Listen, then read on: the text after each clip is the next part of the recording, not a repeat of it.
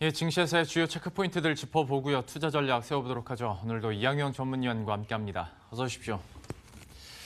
예, 첫 번째는 미국 증시 얘기를 한번 해볼까 하는데요. 기업 실적들이 계속 나오고 있는데 그 실적에 따라서 좀 증시도 그리고 기술주들도 좀 흔들려 가고 있는 모습입니다. 기술주에 대한 어느 정도의 실적 실망감이 증시에도 좀 반영이 되고 있는데요. 이것 때문에 앞선 헤드라인에서 전해드린 것처럼 모건 스탠리의 마이클 윌슨 수석 전략가는 S&P 500 지수가 한 4주에서 8주 동안 앞으로 6에서 8% 더 하락할 수 있다라고 전망을 하기도 했습니다. 종목으로 보면 단연 아마존과 구글에게 관심이 많이 갔었는데 양호한 순이익에도 불구하고 부진한 매출로 급락세가 펼쳐졌었죠. 특히 아마존 같은 경우에 실적 가이던스에 대한 실망으로 인해서 주가가 8% 가까이 급락을 했고요. 아마존의 시가총액은 2위에서 3위로 밀려났습니다. 세계 최고 부인 아마존의 제프 베조스 CEO의 자산도 하루 만에 12조 5,600억 원이 증발했다라는 기사도 주말 사이에 보셨을 것 같은데요. 여기에다가 가뜩이나 이제 연준의 베이지북에서 관세 부과에 따른 비용 증가 때문에 향후 기업들의 실적 증가세가 둔화될 수 있다라는 우려가 커지고 있어서 앞으로 어닝 시즌에서는 이렇게 3분기 실적 나오는 것도 중요하겠지만 앞으로의 가이던스가 어떻게 나오냐에도 좀 초점이 모아질 가능성이 높습니다.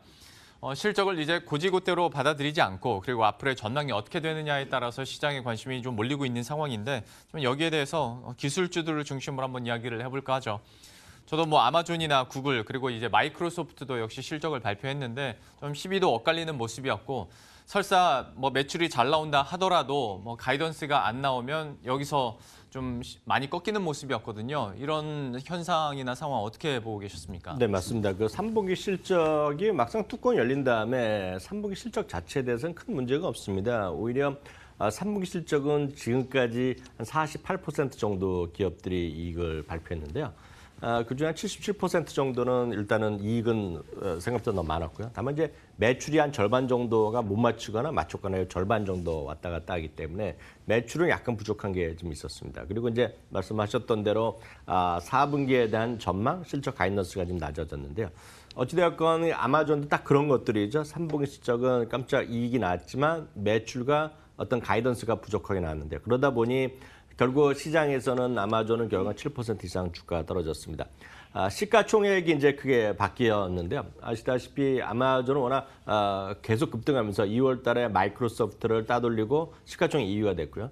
불과 한 달 전쯤에 장중에 딱 1조 달러를 터치했다가 지금 8천억 달러 초반까지 떨어져 있는데요. 이 그림이 바로 아마존과 마이크로소프트의 시가총액입니다. 시가총액이 지난 금요일자로 마이크로소프트 물론 다 같이 떨어졌지만 덜 떨어졌다는 이유로 마이크로소프트가 시가총액 두 번째로 올라섰고요. 참고적으로 세 번째는 여전히 아마존이 2위에서 3위로 내려갔고요.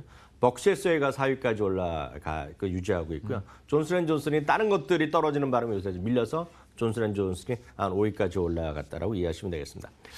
참고적으로 구글은 주가는 그만큼 떨어지진 않는데요. 구글은 한 5개 정도 증권사가 목표 주가를 하향한 반면에 아마존은 바클레이스 정도만 목표 주가 소폭 하향했고 여전히 매수 의견 전부 다 똑같이 제시하고 있다라고 참고하시면 좋겠습니다. 상대적으로 마이크로소프트가 그나마 견주했던 것은 매출, 이익 그런 것들이 전부 다 견주하게 시장에 대한 기대감 이상의 발표했다는 것이 되겠고요. 예. 상대적으로 클라우드 시장 양쪽 다 계속 좋았다라고 일단 이해하시면 되겠습니다. 클라우드 시장에 대해서요. 저희가 거의 1년 반, 2년 전부터 계속 강조를 해드렸는데 역시 여기에서 마이크로소프트의 실적 증가세를 좀 이끌어주고 있는 모습이고요. 근데 이제 물론 좋은 기업도 있겠습니다만 뉴욕 증시 자체도 지수가 계속 빠지고 있는 상황이잖아요. 그리고 전망도 계속 좀 안 좋은 전망들도 많고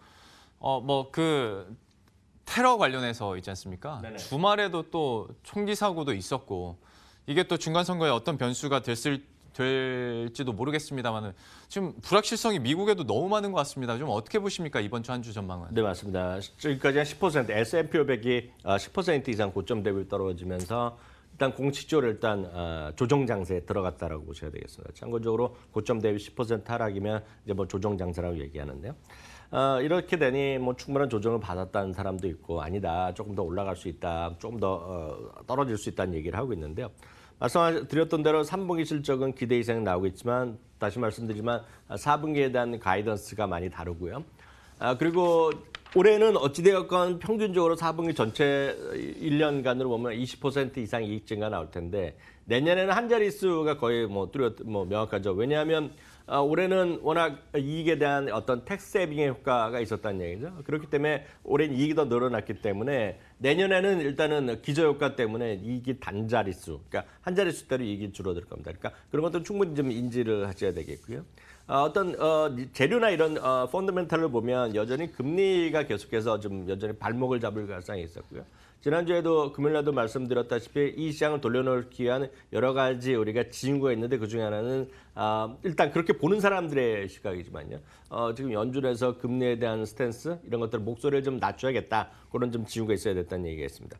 그리고 앞서 말씀드린 실적에 대한 변수가 분명히 있겠고요. 세 번째는 이제 11월 6일에 있을 중간 선거에 대한 불확실성이죠. 이런 것들을 앞두고 여러 가지 변수가 있는 거죠. 그러니까 이게 일단 테러가 또 있었고요. 우리나라에서 뉴스는 별로 반영이 안 되지만 미국에서 가장 핫한 뉴스는 지금 중남미서부터 해갖고 볼리비아부터 해갖고 멕시코를 데리고 그래서 미국 국경을 오는 엄청난 많은 사람들을 보셨을 겁니다. 예. 그래서 그 사람들의 목적은 딱 중간선거처럼 오겠다는 거거든요. 그러다 보니 트럼프 대통령은 계속 더 강성하면서 군대가 또 예. 진화하니까 여기서 만에 하나 좀 불상이라면 정말 상대 어떻게 맡길지 모르거든요. 이런 모든 것들이 불확실성이 있다는 얘기죠. 그런 관점을 쉽게 말씀드릴 수 있는 것은 가격 조정 뭐 충분히 왔다고 할 수 있지만 조금 더 있다는 사람 그럴 있지만 이 모든 어떤 재료 시기적 특성에서 보면 어떤 미국의 어떤 기간 조정 조금 더 이어질 가능성을 우리가 충분히 좀 대비를 하셔야 되겠다 이렇게 말씀드립니다. 참 미국 증시도 쉽지 않은 길을 걸어가고 있는데요. 이번 한 주 동안에 이런 변동성이 지수에 어떻게 반영될지도 한번 계속 체크를 해보도록 하겠습니다. 첫 번째 뉴욕 증시 이렇게 살펴봤고요. 국내 증시도 역시 들여다봐야겠죠. 양시장도 진짜 무섭게 떨어지고 있습니다. 코스피 같은 경우에는 지난 한 주 동안에 2100선도 깨지고 이번 한 주에 2000선을 지켜줄 수 있을지까지 걱정을 해야 되는 상황이 됐는데요. 미중 무역 전쟁이나 이에 따른 기업 실적 우려감 그리고 위안화의 심리적인 저항선인 어떤 달러당 7위안에 근접을 하면서 또 원화가 동조화를 보일 가능성도 있기 때문에 여기에 대해서 여러 가지 좀 우려 섞인 목소리가 나오고 있습니다. 또 미국의 금리 인상 역시 증시에 계속되고 있는 부담이기도 하고요. 그리고 더 큰 문제는 뭐 하나 당장 해결될 기미가 보이지 않는다라는 건데요. 결국 이게 펀더멘털보다는 센티멘트가 시장을 움직이고 있기 때문에 바닥을 짐작하기도 쉽지 않은 상황입니다. PBR은 어느새 금융위기 수준에 보시는 것처럼 근접해 있고요. 코스피는 2100선이 허무하게 무너진 걸 보면서 더 이상 PBR 한 배가 갖는 심리적인 지지랄지 아니면 저평가 기준 또 이제 마음속에서 사라진 것 같은데요. 과연 지금 시장을 어떻게 분석하고 또 앞으로의 시장을 어떻게 대비해야 될지도 한번 고민을 해보도록 하겠습니다. 저평가야 항상 나왔던 말이고 PBR 1배가 주는 어떤 의미가 있긴 있었잖아요. 이거는 그래도 지켜주겠지라는 막연한 믿음이 있었는데 2100선이 너무 험하게 쉽게 깨져버리면서 이것도 이제 한풀 꺾인 것 같고 좀 어떻게 보십니까? 네, 한국 시장이 엄청나게 떨어졌거든요. 그래서 이 부분을 좀 객관적으로 몇 가지 그림을 빨리 보여드리면 충분히 이해가 되실 것 같은데요. 10월 한 달 동안에 많이 떨어졌다 하는데요. 창피하게도 대만과 우리나라가 지금 제일 많이 떨어졌습니다. 그래서 예. 10% 이상 훨씬 떨어진 것을 좀 먼저 좀 화면 보여드리겠고요. 이런 것은 역전이 이머징 마켓이라는 회피 심리가 분명히 있다라고 보셔야 되겠습니다. 다음 이제 흔히 얘기해서 12개월 예상 실적 기준을 보한 PER인데요. PER을 보면 지금 8배 수준까지 떨어져 있다. 8배 초반 아니면 일부에서 7.7배, 7배 후반까지 떨어져 있다 얘기하고 있는데요. 이분은 잠깐 코멘트 드리면 엄청나게 저평가 분명히 맞는데요. 일단 이렇게 이기 전망에 대비해서 PR이 낮아지는 것은 두 가지 이유가 있을 겁니다. 그래서 첫 번째는 진짜 우리나라 저평가 더 지금 전망이 어두워졌다라고 해서 PR 배수를 낮출 수가 있겠고요. 두 번째는 이 전망 자체에 대해 신뢰도가 떨어집니다. 그렇기 때문에 P price per earning인데 earning에 대한 눈높이가 우리는 100으로 보고 있는데 야 100으로 어떻게 믿냐? 한 70밖에 안 되는 것 아니냐라는 시각이 많기 때문에 실제로 이렇게 떨어지고 있다라는 것도 우리가 좀 냉정하게 이런 얘기를 잘 안 하는데 많은 사람들이 제가 다시 한번 하겠는데 그 분명히 있다라고 좀 이해하셔야 되겠고요. 그럼 도대체 이익의 전망에 대한 PR을 왜 딴 애보다 못 주냐? 이건 좀 제가 좀 보수적으로 말씀드리면 이 그림을 한번 보셔야 될 텐데요. 코스피의 영업이익이 올해 고점이고 내년에 좀 떨어질 거로 좀 예상을 하고 있거든요. 이거는 IBK 투자증권에서 만든 자료지만 IBK 투자증권만의 이익이 아니라 YJFN이라고 그래서 이익을 모두 집계하는 곳이 있거든요. 거기서 나온 거기 때문에 이익 전망치 전체, 이건 전체입니다. 다시 말해 전체거든요. 전체 이익 자체도 좀 올해 대비 내년에 좀 떨어지는 쪽으로 그림이 그려지고 있다라고 예. 일단 먼저 좀 이해하셔야 되겠고요. 이거를 만약 반도체를 제외하면 더 급격히 떨어지고 올해도 마이너스 났습니다. 그래서 이 부분 좀 이해하셔야 되겠고요. 앞서 이제 PBR을 제가 다시 한번 잠깐 설명드리겠는데요. PBR이 지금 1배가 이하거든요. 0.8배 뭐 이렇게 나오는데 분명히 이게 소위 중간 2008년 리만 사태 때 이후 최저 수준까지 떨어져 있는데요. 이 소위 북밸류에 대한 것도 여러 가지가 있습니다. 물론 네. 일부에서는 이게 중요하지 않다, 무슨 무형 가치가 중요하다 얘기하지만 제가 보기에는 그냥 그런 얘기고 일단 부동산 가치나 여러 가지 재산권인데 일단 부동산이 지금 서울 일부 제외하고는 재미없는 거 잘 아시지 않습니까? 네. 그에 대한 또 같이 어떤 신뢰성이 떨어지는 겁니다. 그래서 이런 것부터 좀 우리가 좀 얘기를 하셔야 되겠고요. 다만 이 전체적인 걸 다 떨어놔서 해서 말씀드릴 수 있는 것은 분명히 저평가는 분명 맞죠. 대한민국은 저평가 맞고 이런 제가 말씀드린 약간 보수적인 얘기들이 지금 처음 나온 얘기는 아니라는 얘기죠. 말을 잘 안 했을 뿐이지만 30년 동안 있었던 얘기입니다. 이 얘기는. 제가 늘 말씀드리지만. 그렇기 때문에 이거에 대한 어떤 저평가한 것은 분명한 건 사실이지만 문제는 이거를 벗어날 모멘텀이 있어야 되는데 그 모멘텀이 뭐냐. 그것을 찾기 쉽지 않다라는 것이 핵심적인 요인이 되겠고요. 이 관점에서 저는 이 저평가에서 주식 팔란 얘기 절대 안 합니다.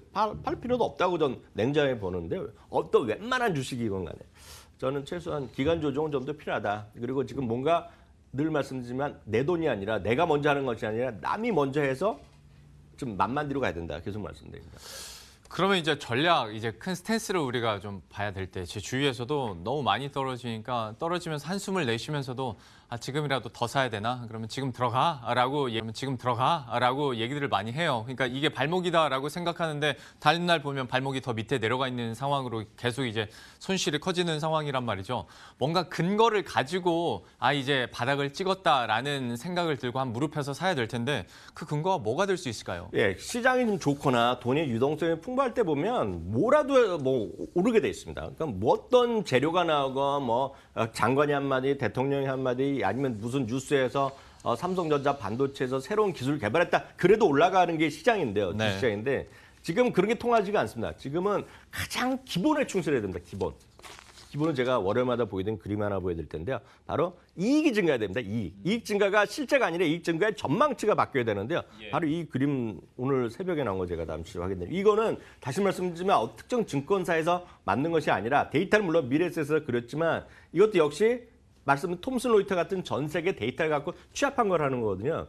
제일 먼저 왼쪽 보이던 것이요. 지난 한 주간에요. EPS 변화율이요. 대한민국이 지난주보다 더 내려왔습니다. 4.3%가 떨어지면서 아시아에서 1등 먹었습니다. 죄송하게도 마이너스로 1등 먹었거든요. 예. 지난 한 주간에 이익의 전망치가 또 내려갔습니다. 4.3%. 다음은 이익 조정 비율입니다. 이익 조정 비율은 매번 말씀드리지만 우리나라 지금 아래쪽 탑에서 가고 있는데요. 지난주에도 역시 말레이시아 다음으로 우리나라가 두 번째로 마이너스 폭이 컸다. 그만큼 이익 전종의 눈높이가 낮아지고 있기 때문에 늘 말씀드리지만 이게 처음 있는 이게 매년 이런 것이 아니라 작년에 우리나라 상당히 위쪽에 가 있었거든요. 늘 말씀드리지만 첫 번째 보는 왼쪽 그림이 위로 올라가기 시작하는 시점 분명히 나오거든요. 예. 이게 꾸준히 나올 때가 여러분들 매수 타임입니다. 지금은 떨어지고 있지만 돈을 아끼시기 바랍니다. 이익 증가율에 대한 표가 언제쯤 반등할 수 있을지, 하락폭을 조금이나마 좀 줄일 수 있을지는 저희가 한번 계속 이 표도 쫓아가 보도록 하겠고요. 좀 사인이나 신호가 나왔을 때 좀 적극적인 자세가 필요하고 지금으로서는 좀 보수적인 입장에서 시장을 좀 바라봐야 될 것 같습니다. 두 번째 이슈도 이렇게 마무리 짓고요. 잠시 후 따기고에서는 오늘 어떤 내용 준비하셨습니까? 오늘 이렇게 실적 좀 말씀드렸는데 3분기에 주요 기업들, 뭐 특히 자동차나 네이버 이런 거 하겠고요. 특히 4분기에는 조금 전제 눈높이가 좀 바뀌는 것들이 있거든요. 예. 그래서 이제 4분기를 대비해서 그나마 좀 여러분들이 관심 종목에 넣어둘 만한 것들 한번 찾아보도록 하겠습니다. 네, 잠시 후 따기고도 기대해 주시고요. 이항영 전문위원과는 여기서 인사드리도록 하겠습니다. 오늘 말씀 고맙습니다.